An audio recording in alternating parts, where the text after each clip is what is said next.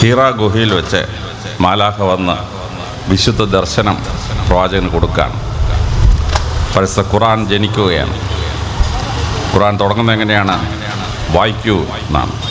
പ്രവാചകൻ പറഞ്ഞു, എനിക്ക് വായിക്കാൻ അറിഞ്ഞൂടാ. നിങ്ങൾക്കെല്ലാം അറിയാവുന്ന പോലെ പിന്നെ ആ ദർശനം എങ്ങനെ കൊടുത്തു നമ്മൾ വായിക്കുകയാണ്. ലോകത്തിൽ വായിക്കാൻ പറഞ്ഞുകൊണ്ട് ആരംഭിക്കുന്നൊരു പുസ്തകം പരിശുദ്ധ ഖുർആനാണ്. വേറെ ഏതെങ്കിലും പുസ്തകം വായിക്കുമെന്നുകൊണ്ട് തുടങ്ങുന്ന കേട്ടിട്ടുണ്ടോ? ഇല്ല. ആ ദിവ്യദർശനം കിട്ടിയ ശേഷം പിന്നെ പ്രവാചകൻ 21 വർഷമേ ഭൂമി ജീവിച്ചിരുന്നുള്ളൂ. പക്ഷേ 21 വർഷം കൊണ്ട് ലോക ചരിത്രം മാറ്റിമറിച്ചു പ്രവാചകൻ. എങ്ങനെയാണ് ഈ പ്രവാചകൻ ലോകചരിത്രം മാറ്റിമറിച്ചതെന്ന് കൃത്യമായി നിഷ്പക്ഷമായി ഈ വർഗീയമായ ആരോപണങ്ങൾക്കൊന്നും ചെവി കൊടുക്കാതെ കൃത്യമായി നമ്മൾ മനസ്സിലാക്കിയിരിക്കണം. ഏറ്റവും ആദ്യം പ്രവാചകൻ ലോകത്തിന് കൊടുത്തൊരു സംഭാവനയാണ് സെക്കുലറിസം അല്ലെങ്കിൽ മതനിരപേക്ഷത എന്ന് പറയുന്നു. AD 622 പ്രവാചകൻ മക്കയിൽ നിന്ന് മെദീനയിലേക്ക് പോവുകയാണ്. അവിടെ ചെന്ന് മെദീനയിലെ ഭരണാധികാരിയാവുകയാണ്. മെദീനയിൽ ആകെ ജനസംഖ്യ 11,500 പേർ. ഞങ്ങളുടെ തഴവാട് ജനസംഖ്യയൊക്കെ കുറവാണ്. 4,000 പേർ ക്രിസ്ത്യാനികൾ, 2,500 പേർ യഹൂദന്മാർ, 1,500 മുസ്ലിം, ബാക്കിയുള്ളത് ബഹുദൈവ വിശ്വാസികളായ നീഗ്രോകളാണ്. അവർക്ക് വേണ്ടി പ്രവാചകൻ ഒരു പ്രഖ്യാപനം നടത്തി. അതാണ് മെദീന ഡോക്യുമെൻ്റ് എന്ന് വിളിക്കപ്പെടുന്ന വിശ്വപ്രസിദ്ധമായ ഡോക്യുമെൻ്റ്. 42 പാരഗ്രാഫുണ്ട്. അത് തുടങ്ങുന്നത് പ്രസിദ്ധമായൊരു വാചകത്തിലാണ്. മെദീനയിൽ ജീവിച്ചിരിക്കുന്ന ക്രിസ്ത്യാനികൾക്കും യഹൂദന്മാർക്കും ബഹുദൈവ വിശ്വാസികൾക്കും മുസ്ലിങ്ങൾക്കും ഏകോദര സഹോദരങ്ങളെപ്പോലെ ജീവിക്കുന്ന ഒരു ഭരണം ഞാൻ വാഗ്ദാനം ചെയ്യുകയാണ്. 7 വർഷം പ്രവാചകൻ മെദീന ഭരിച്ചു. ഏകോദര സഹോദരങ്ങളെപ്പോലെ അവർ ജീവിച്ചു. 12 യഹൂദ ഗോത്രങ്ങളുണ്ടായിരുന്നു അവിടെ. അതിൽ 2 ഗോത്രത്തിൽപ്പെട്ടവർ പ്രവാചകനെ കൊല്ലാൻ ശ്രമിച്ചു.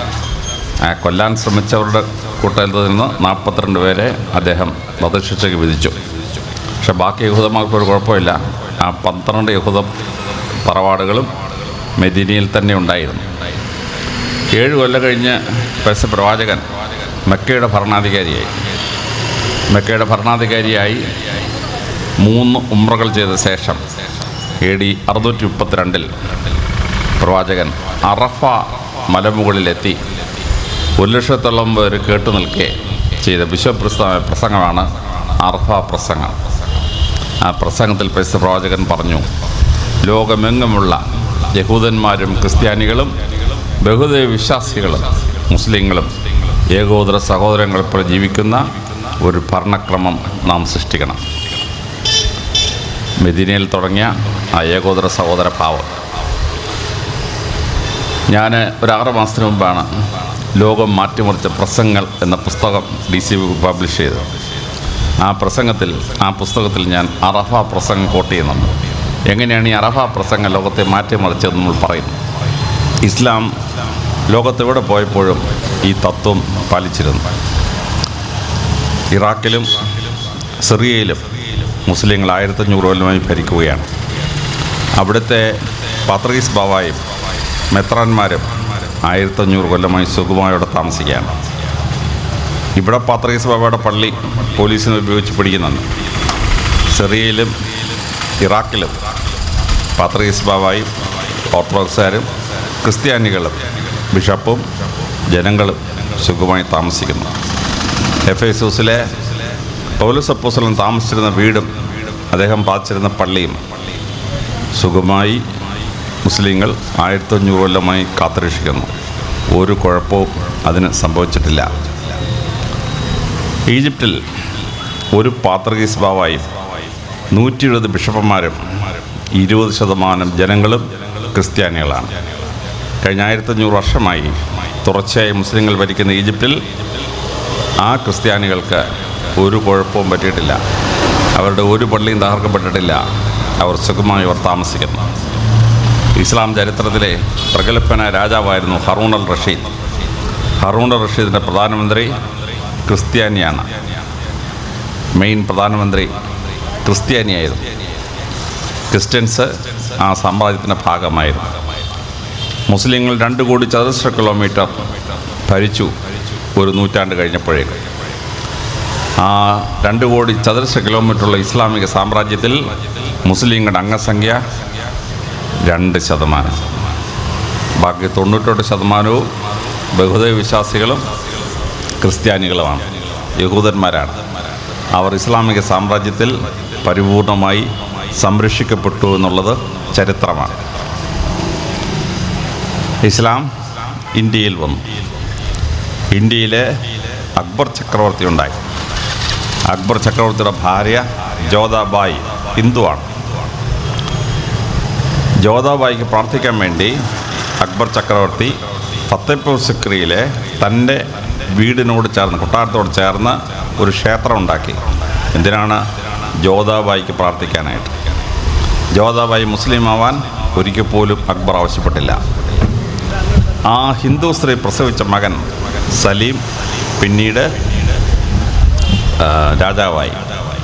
അക്ബർ ചക്രവർത്തിക്ക് മുസ്ലിം സ്ത്രീകളിൽ 3 മക്കളുണ്ടായിരുന്നു. അവരെ പിൻഗാമിയാക്കാമായിരുന്നു. ഷാജഹാൻ എത്തുമ്പോഴേക്കും ഷാജഹാൻ 90% ഹിന്ദുവാണ്. DNA ടെസ്റ്റ് ചെയ്താൽ 90% ഹിന്ദുവാണ്. 10% ഉള്ളൂ ഇസ്ലാമിക DNA ഷാജഹാൻ. അക്ബർ ഒരു മന്ത്രിസഭ ഉണ്ടാക്കി. പ്രധാനമന്ത്രി ആരാണ്? ബീർബൽ, ഒരു ബ്രാഹ്മണൻ. അദ്ദേഹത്തിൻ്റെ ധനകാര്യമന്ത്രി ആരാണ്? രാജാ തോണ്ടർമാൽ, ഒരു വൈശ്യൻ. അക്ബറിൻ്റെ സേനാനായകൻ ആരാണ്? രാജാ മാൻസിംഗ്, ഒരു രജപുത്രൻ. അക്ബറുടെ മന്ത്രിസഭയിലെ 12 പേരിൽ 10 പേരും ഹിന്ദുക്കളാണ്. 2 മന്ത്രിമാരേ ഉള്ളൂ മുസ്ലിങ്ങൾ. ചരിത്രത്തിൽ ഏറ്റവും കൂടുതൽ ചീത്തപ്പേര് കേട്ട ഒരു മനുഷ്യൻ ഔറംഗസീബാണ്. ബ്രിട്ടീഷുകാർ മനഃപൂർവ്വം ഉണ്ടാക്കിയ ഔറംഗസീബിനെതിരെയുള്ള ദുരാരോപണങ്ങൾ. ഔറംഗസീബിൻ്റെ പ്രധാനമന്ത്രി ആരാണ്?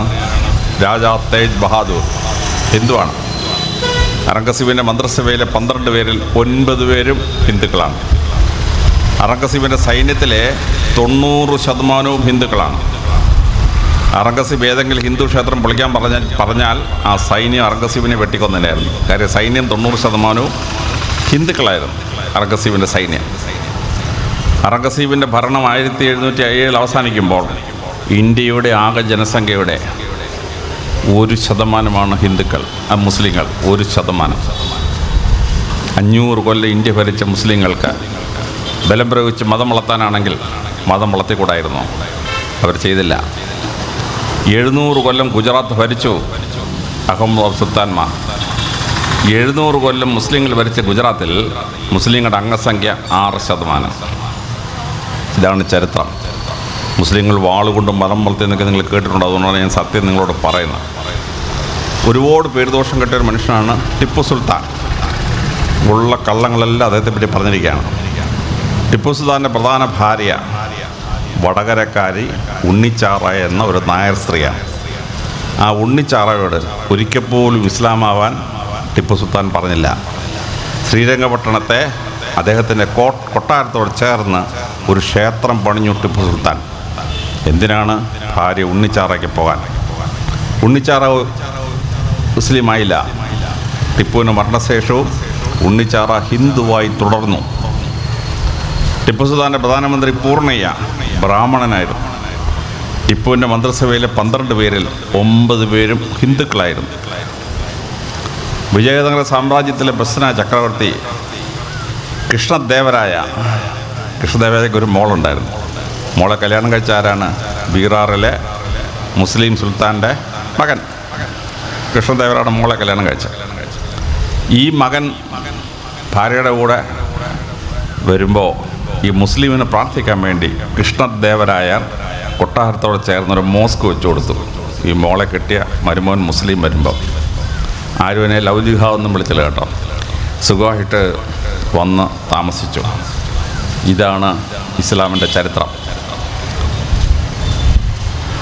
AD 637 ഖലീഫ ഉമർ ജെറുസലേം പിടിച്ചടക്കിയപ്പോൾ ഖലീഫ ഉമർ അവിടുത്തെ ക്രിസ്ത്യാനിയായ ബിഷപ്പിനോട് ചോദിച്ചു, സൊലോമോൻ രാജാവ് പണിഞ്ഞൊരു പള്ളിയുണ്ട്, ക്ഷേത്രമുണ്ടല്ലോ, അതെവിടെയാണ്? അത് പറഞ്ഞ് ഈ മലയുടെ മുകളിലാന്ന് പറഞ്ഞു. ഖലീഫ ഉമർ നടന്ന് മലമുകളിലെത്തി. മലമുകളിലെത്തിയപ്പം ക്രിസ്ത്യാനികൾ അതിനെ ഒരു വേസ്റ്റ് ഡമ്പായിട്ട് ഉപയോഗിച്ചിരിക്കുകയാണ് ഈ ശലോമോൻ്റെ ദേവാലയം. ഖലീഫ ഉമർ പറഞ്ഞു, ഇത് ശരിയല്ല, നമുക്കിത് പുതുക്കി പണിയണം. ഖലീഫ ഉമറും പട്ടാളക്കാരുടെ കൂടി ആ മുസ്ലിം യഹൂദന്മാരുടെ സിനഗോഗിനകത്തുനിന്ന് വേസ്റ്റ് എല്ലാം പറക്കി മാറ്റി. കുറച്ച് കഴിഞ്ഞപ്പോൾ ഖലീഫ ഉമറും തുണിയൊക്കെ ചുറ്റിക്കെട്ടി ഈ വേസ്റ്റ് മാറ്റാൻ തുടങ്ങി.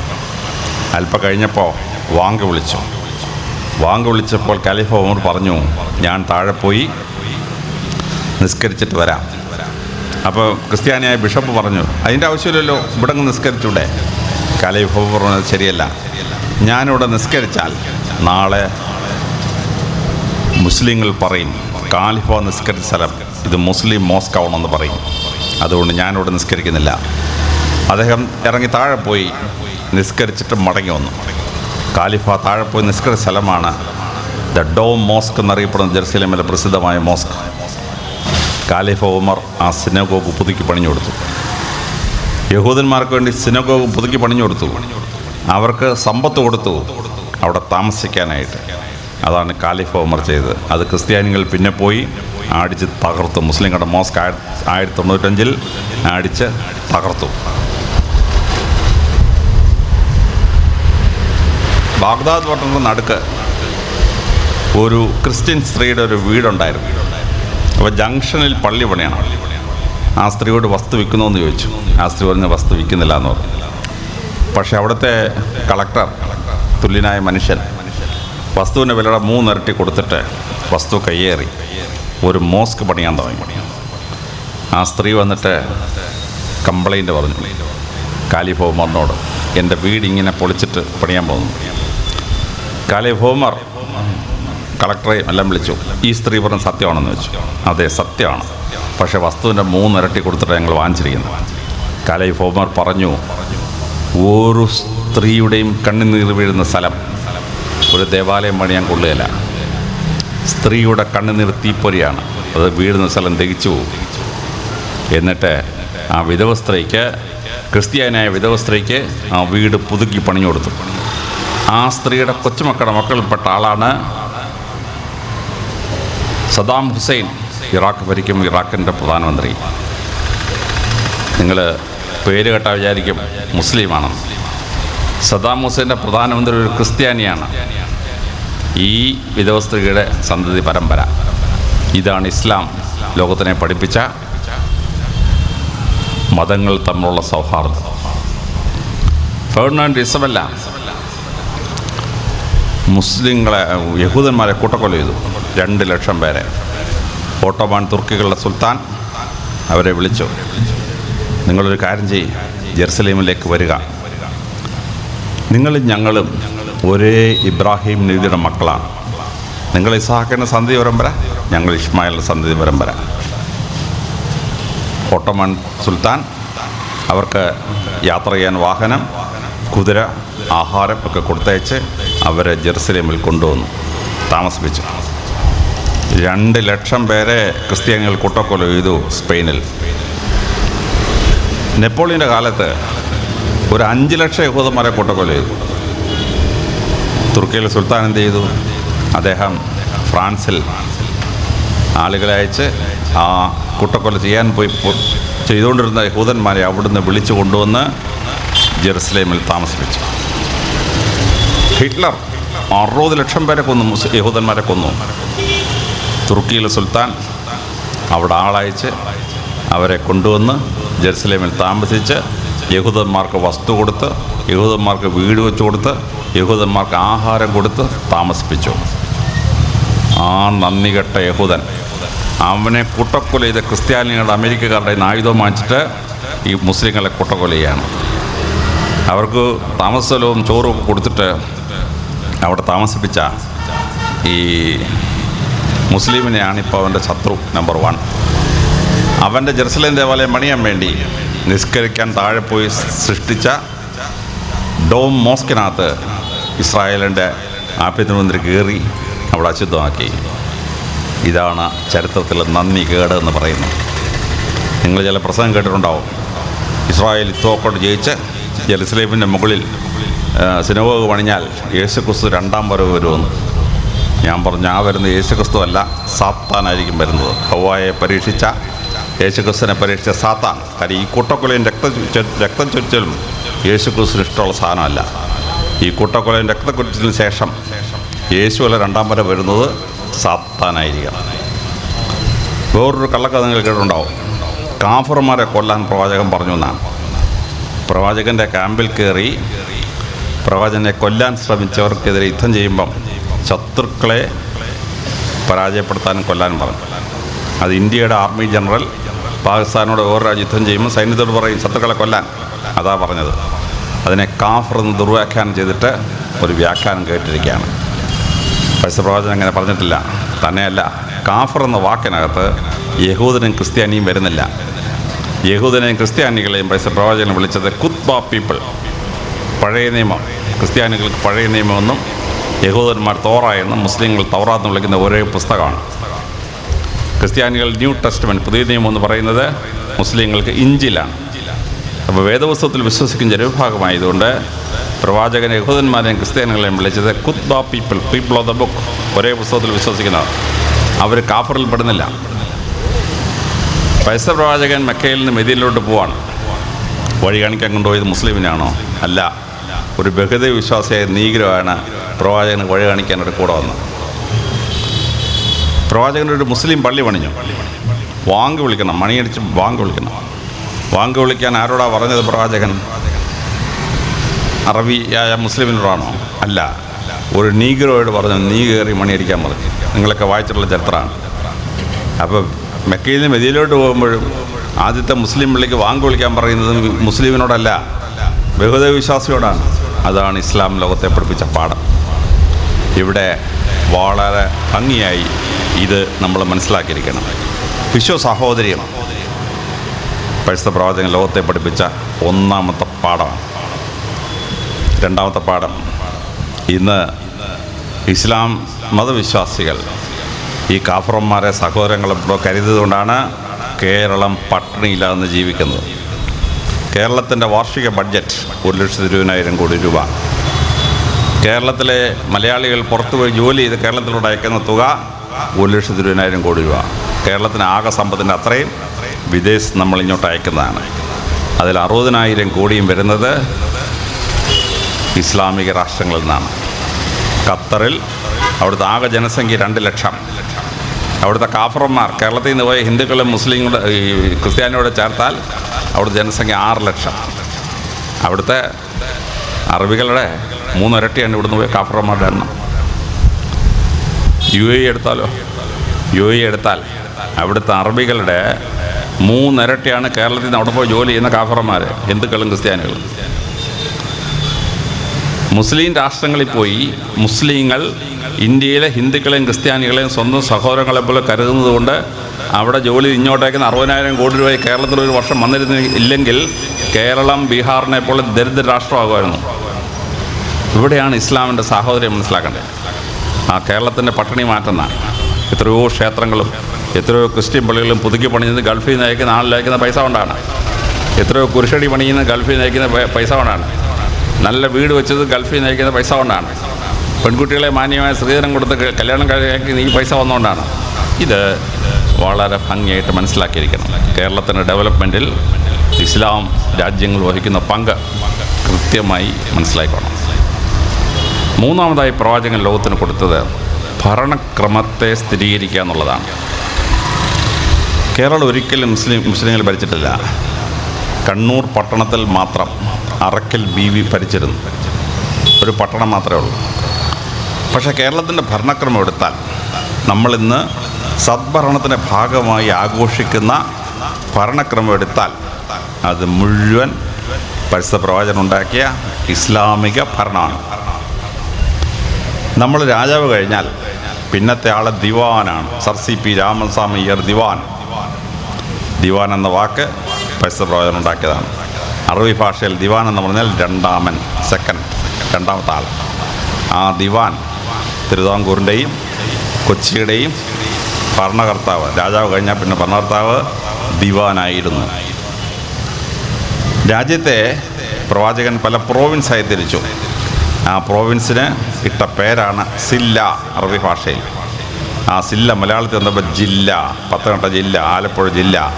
ഈ ജില്ല എന്നുള്ള വാക്ക് പ്രവാചകൻ ഉണ്ടാക്കിയതാണ്, മുസ്ലിങ്ങളുടെ വർണ്ണക്രമമാണ്. ആ ജില്ല ഭരിക്കാൻ വേണ്ടി ഒരു തസ്തിക ഉണ്ടാക്കി, പേഷ്കാർ. അറബി ഭാഷയിൽ പേഷ്കുഷ് എന്ന് പറഞ്ഞാൽ കരം, പേഷ്കുഷ് പിരിക്കുന്നവൻ പേഷ്കാർ. പിന്നെ ബ്രിട്ടീഷുകാരെന്ത് ചെയ്തു? ഈ പേഷ്കാറിനെ ഇംഗ്ലീഷോട് തർജ്ജമ ചെയ്തു, കളക്ടർ ഓഫ് ടാക്സസ്. പിന്നെ IASകാർക്ക് ഈ ഓഫ് ടാക്സ് ഒരു നാണക്കേട്, അവരെ ഓഫ് ടാക്സ് അങ്ങ് വെട്ടി, അങ്ങനെ കളക്ടർ എന്നായി. ഇപ്പം ഈ കളക്ടർ അല്ലെങ്കിൽ പേഷ്കാർ തസ്തിക പരിശുദ്ധ പ്രവാചകൻ ഉണ്ടാക്കിയ അറബി വാക്കാണ് പേഷ്കാർ. ഇനി ആ പേഷ്കാർ ഭരിക്കുന്ന ജില്ലയ്ക്ക് താഴെ ഓരോരോ മരിപ്പച്ചകളെ സെപ്പറേറ്റ് പ്രോവിൻസാക്കി. ആ പ്രോവിൻസിന് അറബി ഭാഷയിലൊരു വാക്കിട്ടു, അതാണ് താലൂക്ക് അല്ലെങ്കിൽ തഹസീൽ എന്ന് പറയുന്നത്. രണ്ടും അറബി വാക്കാണ്. ആ താലൂക്ക് കേരളത്തിൽ നിന്ന് 81 താലൂക്കാണ്. ഈ താലൂക്ക് എന്ന വാക്ക് അറബി ഭാഷയാണ്. ഇനി താലൂക്ക് ഭരിക്കാൻ ഒരു തസ്തികയുണ്ടായി, അതാണ് തഹസീൽദാർ. തഹസീൽദാർ എന്ന വാക്ക് അറബിയാണ്. ഹസാല ടു കളക്ട്, ഹസാലദാർ വൺ ഹു കളക്ട് ടാക്സസ്. അറബി ഭാഷയിൽ പ്രവാചകൻ ഉണ്ടാക്കിയതാണ്. അതാണ് ഇപ്പോൾ നമ്മുടെ തഹസീൽദാറായിട്ട് അറിയപ്പെടുന്നത്, അറബി ഭാഷ. സർക്കാർ ഓഫീസുകളിലൊക്കെ മാർച്ച് 31 ആകുമ്പോൾ ജമാബന്ദി ചെയ്യും. വലിയ ഓഫീസ് എന്ന് പറഞ്ഞാൽ ജമാബന്ദി. എന്താണ് ഈ ജമാബന്ദി? അറബി ഭാഷയിൽ ക്ലോസർ ഓഫ് അക്കൗണ്ട്സ്, അക്കൗണ്ട് സെറ്റിൽ ചെയ്യുക. ആ ജമാബന്ദി എന്ന അറബി വാക്ക് ഇപ്പോഴും നമ്മുടെ പഞ്ചായത്ത് ഓഫീസിലും നമ്മുടെ വലിയ ഓഫീസിലുമൊക്കെ ജമാബന്ദി ഉണ്ട്. അക്കൗണ്ട് ആണ്ടവസാനം ക്ലിയർ ചെയ്യാണ്. എവിടെ നിന്ന് ഈ ജമാബന്ദി? അറബി ഭാഷയിൽ നിന്ന് ഒന്നാണ്. ജനങ്ങളുടെ പരാതികൾ പരിഹരിക്കണം, അതിന് കോടതി ഉണ്ടാക്കി. ആ കോടതിയിലെ ജഡ്ജി അപ്പോയിൻ്റ് ചെയ്തു. ആ ജഡ്ജിക്ക് അറബി ഭാഷയിലിട്ട പേരാണ് മുൻസിഫ്, ന്യായം നടത്തുന്നവൻ. ഇപ്പോൾ നമ്മുടെ സിവിൽ കോടതിയിൽ ചെന്നാൽ മുൻസിഫുണ്ട്. ഈ മുൻസിഫ് എവിടെ നിന്നു? ജഡ്ജിയുടെ പേര് എവിടെ നിന്നു? അറബി ഭാഷയിൽ പ്രവാചകൻ ഉണ്ടാക്കിയതാണ് മുൻസിഫ്. ഇനി കോടതിയിൽ വക്കീൽ, അഡ്വക്കേറ്റിനെ മലയാളത്തിൽ വിളിക്കും വക്കീലെന്ന്. വക്കീൽ എവിടെ നിന്നു? വക്കീൽ അറബി ഭാഷയാണ്. പരാതിക്കാരൻ്റെ വാദം കോടതിയിൽ ഉന്നയിക്കാൻ വേണ്ടി വാദിക്കുന്നവൻ എന്നർത്ഥത്തിൽ അറബി ഭാഷയിൽ പ്രവാചകനിട്ട വാക്കാണ് വക്കീൽ. ഇപ്പോഴും നമ്മുടെ കോടതിയിൽ വക്കീൽ വരികയാണ്. നമ്മൾ പറയും രണ്ട് കക്ഷികൾ തമ്മിൽ കരാർ ഒപ്പിട്ടു. എവിടെ നിന്ന് ഈ കരാർ?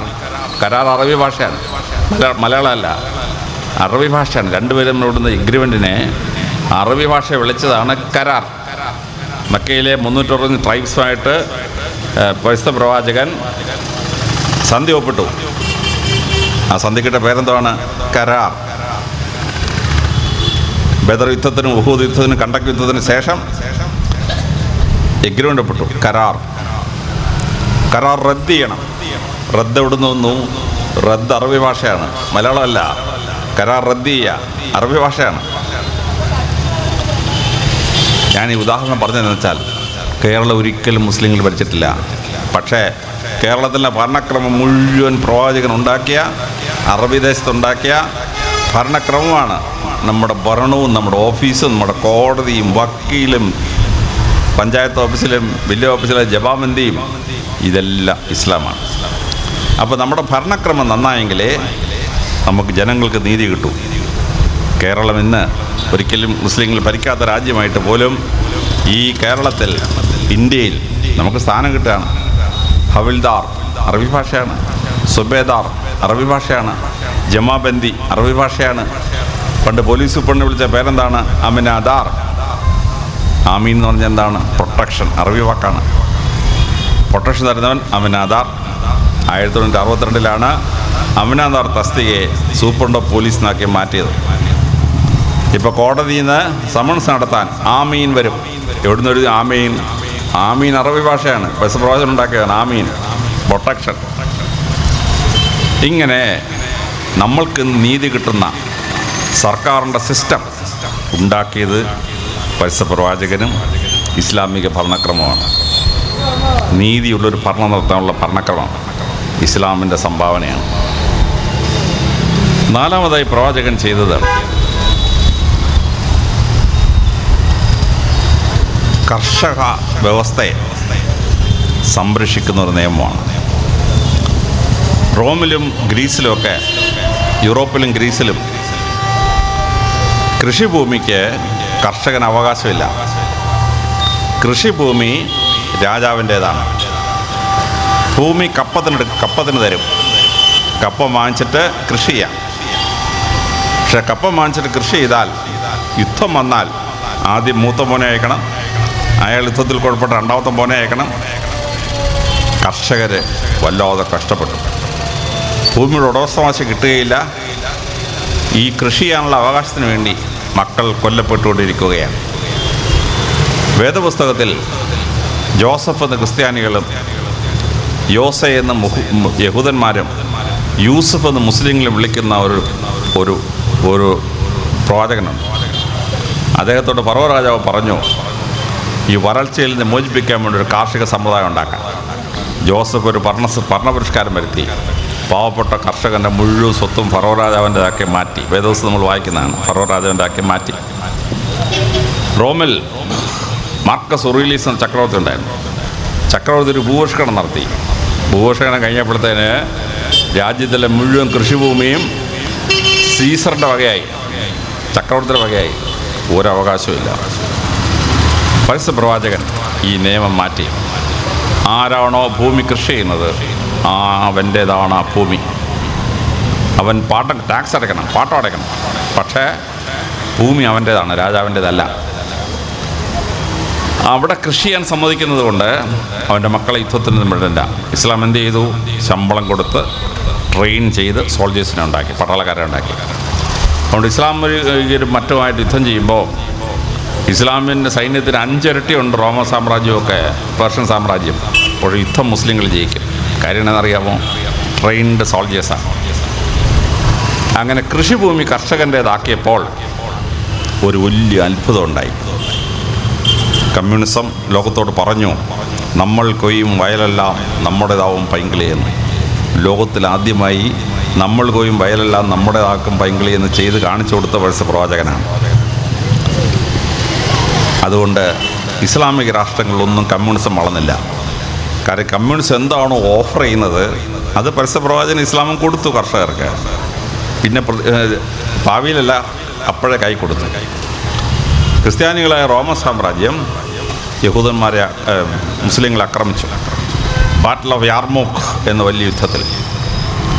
ബാറ്റിൽ ഓഫ് യാർമൂക്കിൽ വന്നപ്പോൾ അറബി ദേശത്തെ ക്രിസ്ത്യാനികൾ മുഴുവൻ ഖാലിഫ് ഉമറിൻ്റെ കൂടെ നിൽക്കുകയാണ്. ഖാലിഫ് ഉമർ ഇവരെ വിളിച്ചു, നിങ്ങളെന്താ എൻ്റെ കൂടെ നിൽക്കുന്നത്? നിങ്ങളുടെ ക്രിസ്ത്യാനികളല്ലേ ഞങ്ങളെ ആക്രമിക്കുന്നത്? ക്രിസ്ത്യാനികൾ പറഞ്ഞു, റോമാ സാമ്രാജ്യം യുദ്ധം ജയിച്ചാൽ ഞങ്ങളുടെ കൃഷിഭൂമി ഞങ്ങളുടെ ഇന്ന് പോകും, രാജാവ് അത് പിടിച്ചെടുക്കും. പിന്നെ അയാൾ നടത്തുന്ന യുദ്ധത്തിന് ഞങ്ങളുടെ ആൺമക്കൾ കൊല്ലപ്പെട്ടുകൊണ്ടേയിരിക്കും. അത് കഴിയുമ്പോൾ പേർഷ്യ സാമ്രാജ്യം ഖാലിഫ് ഉമറിനെ ആക്രമിച്ചു. പേർഷ്യക്കാർ മുഴുവൻ ഖാലിഫ് കൂടെ നിൽക്കുകയാണ്. ഖാലിഫ് ഉമർ ചോദിച്ചു, നിങ്ങളെന്താ ഞങ്ങളുടെ കൂടെ നിൽക്കുന്നത്? നിങ്ങളുടെ രാജാവല്ലേ ഞങ്ങളെ ആക്രമിക്കുന്നത്? പേർഷ്യക്കാർ പറഞ്ഞു, അവൻ ജയിച്ചാലേ ഞങ്ങളുടെ ഭൂമി ഞങ്ങളുടെ ഇന്ന് പോകും. അങ്ങയുടെ കീഴിൽ ഞങ്ങൾക്ക് ഭൂമിയുടെ ഉടമസ്ഥാവകാശമാണ്. യുദ്ധത്തിനുണ്ട് ഞങ്ങളുടെ മക്കളെ വിട്ടുകൊടുക്കണ്ട. അതുകൊണ്ട് പേർഷ്യക്കാർക്കെതിരെ പേർഷ്യക്കാർ ഖാലിഫ് ഉമറിൻ്റെ കൂടെ വന്നു. ഇസ്ലാം യുദ്ധം ജയിച്ചു. യാർമുക്ക് യുദ്ധം ജയിച്ചു, കണ്ടക് യുദ്ധം ജയിച്ചു, ഖദീസ യുദ്ധം ജയിച്ചു, ഇറാനിൽ ചെന്നപ്പോൾ ജസീറ യുദ്ധം ജയിച്ചു മുസ്ലിങ്ങൾ. കാരണം ഇസ്ലാം ജയിച്ചാൽ കൃഷിഭൂമി കർഷകന് കിട്ടി. ഇത് പ്രവാചകൻ ചെയ്ത കാർഷിക വിപ്ലവമാണ്, ഗംഭീരമായൊരു കാർഷിക വിപ്ലവം. അതുകൊണ്ട് എന്ത് സംഭവിച്ചു? ഇസ്ലാം വളരെ പ്രൊഡക്റ്റീവായ കർഷകരുടെ ഏരിയയായി മാറി. പക്ഷേ അറബി ദേശം മരുഭൂമിയാണ്.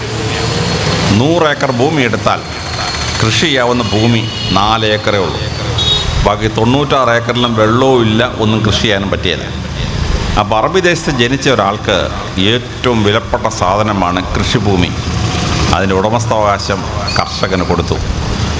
പരസ്യപ്രവാചകൻ പറഞ്ഞു, നിങ്ങളുടെ ഭാര്യമാരെ കൃഷിഭൂമിയെ പോലെ കരുതിക്കോണം. കാരണം മരുഭൂമിയിലുള്ളൊരു മനുഷ്യൻ്റെ ഏറ്റവും വിലപ്പെട്ട സാധനം കൃഷിഭൂമിയാണ്. ആ കൃഷിഭൂമിയെപ്പോൾ ഇതിൻ്റെ ഭാര്യയെ കരുതിക്കോണമെന്ന് പറഞ്ഞു.